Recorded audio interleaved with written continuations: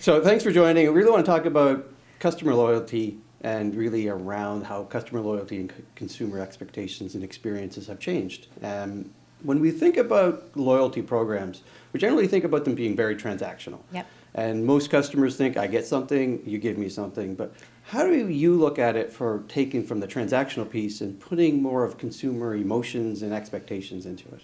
Yeah, great question. And I often, when people talk about loyalty programs, they immediately go to the points and the discounts and the deals. And the reality is that you have to have it, but it's table stakes. And the bigger thing that companies are challenged with is how can you provide value in somebody's life beyond the transaction, to your point? Because knowing the customers, knowing what your brand can offer those customers and how you integrate that into the loyalty experience is what's going to drive that longer term value. So understanding that a pro customer for Lowe's wants convenience in running their business. And for the homeowner, they may need help to better manage their home.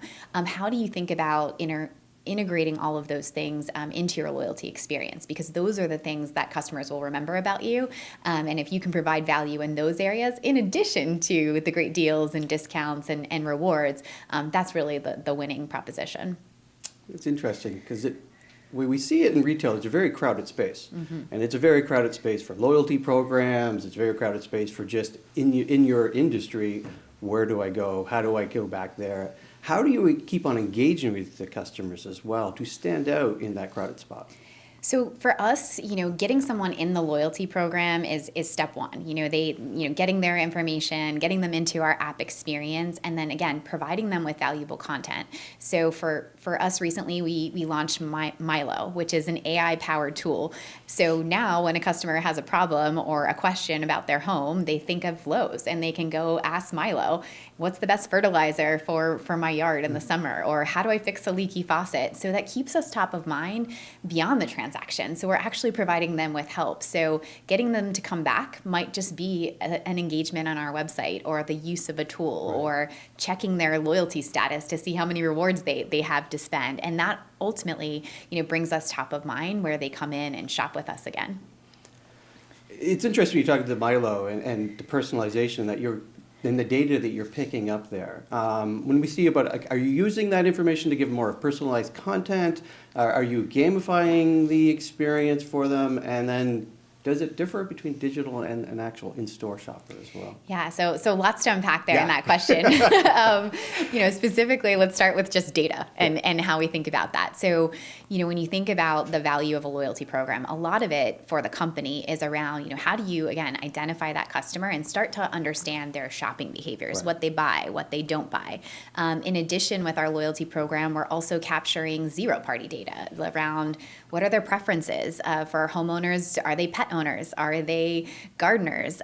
For pro customers, are they landscapers? Are they plumbers? And so all of that information that we're able to gather and recognize throughout the ways they interact with our brands allows us to have more relevant marketing, more seamless experiences, more helpful content. So when we have a tool like Milo that's giving them advice, a lot of that learning and kind of teaching that engine is kind of based on and grounded in all of the things we know about our customers to date that we'll continue to use.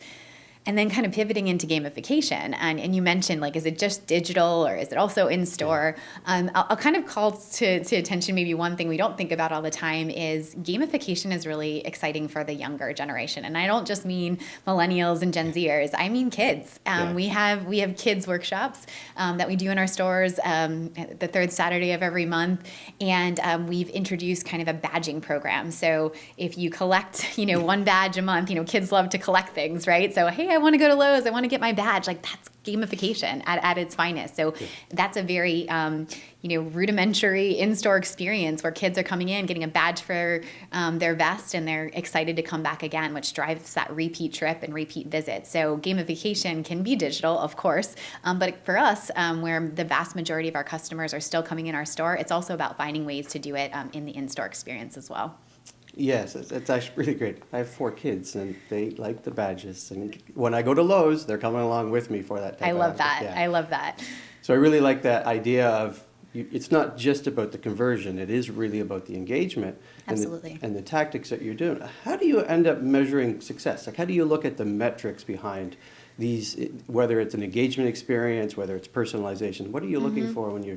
Yeah, so it's a great question because, of course, we're focused on member sales and trips and all of the kind of standard things that tell us is this successful.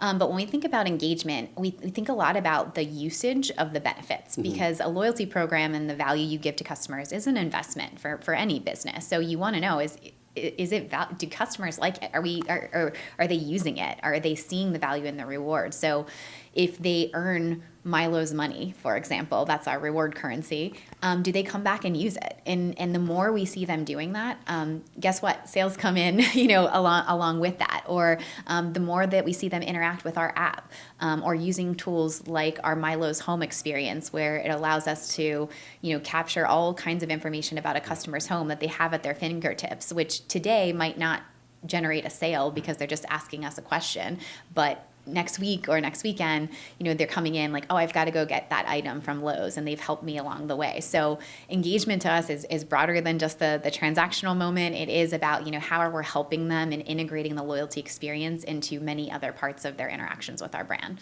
Well, I think that goes back to you're not a transactional program. Yes. It's really the whole engagement of it. Yes, for sure.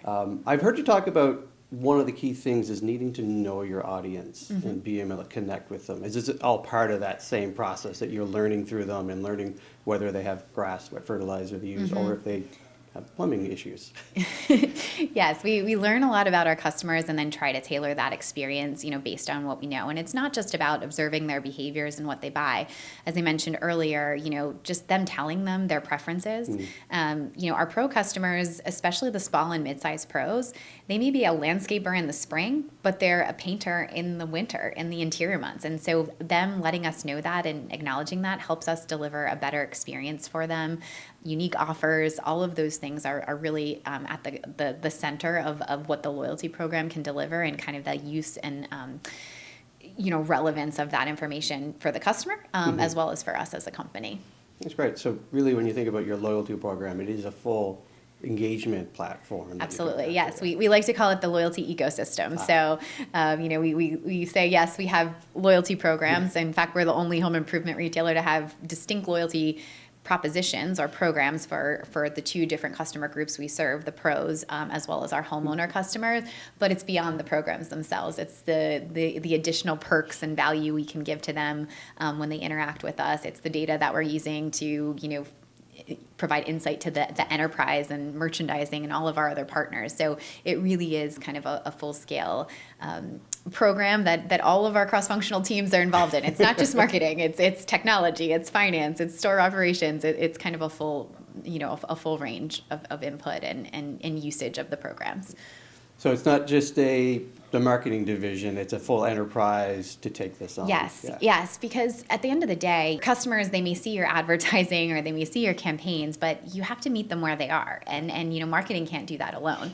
We need to work very closely with our store operations team that are helping our Red Vest associates become the most helpful associates. So they need to love our loyalty program. And so we work very closely with them. We work very closely, of course, with our technology and digital partners to bring a lot of this experience and value, to the customer based on how they're interacting with us. So we would not be successful if we didn't work with all of those partners, and we cannot deliver the best-in-class programs and experiences that we believe we are today, and will continue to be building over time. But it's a full team approach. That's really great. And one of the things you talked about, Milo, but what else are you seeing in the next few years where technology is coming on, changes that we're going to see in loyalty programs and even in the customer experience?